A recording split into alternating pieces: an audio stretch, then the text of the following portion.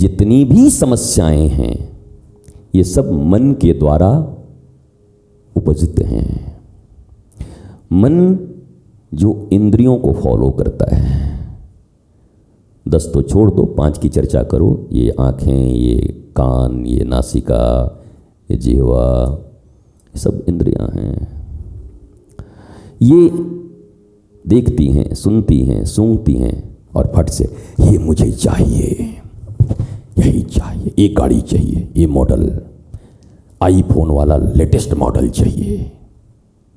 वो देखती हैं, सुनती हैं, इच्छा प्रकट करती हैं और मन को ट्रांसफ़र कर देती हैं। और मन तो फिर मनोरथ कर लेता है। मन तो माने फिर मत पूछो, बैठे बैठे अमेरिका पहुंच जाता है। तो मन कहता है अब ये मुझे चाहिए, तो बुद्धि बैठा है ऊपर में।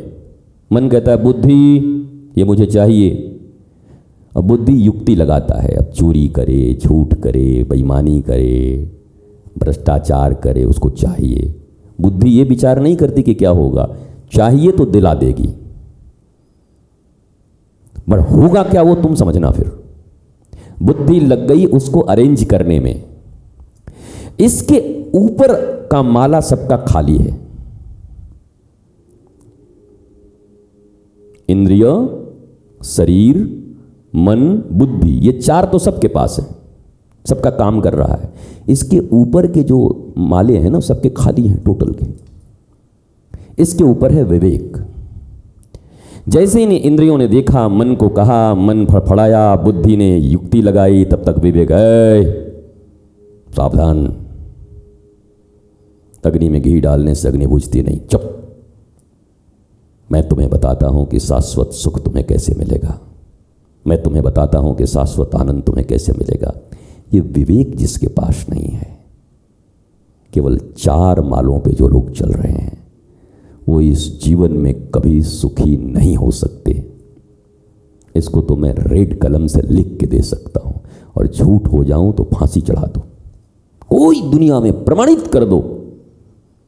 बुद्धि से जीने वाले लोग कभी भी आनंदित नहीं होते, बड़े खतरनाक होते हैं। बुद्धिमानों से सावधान रहना।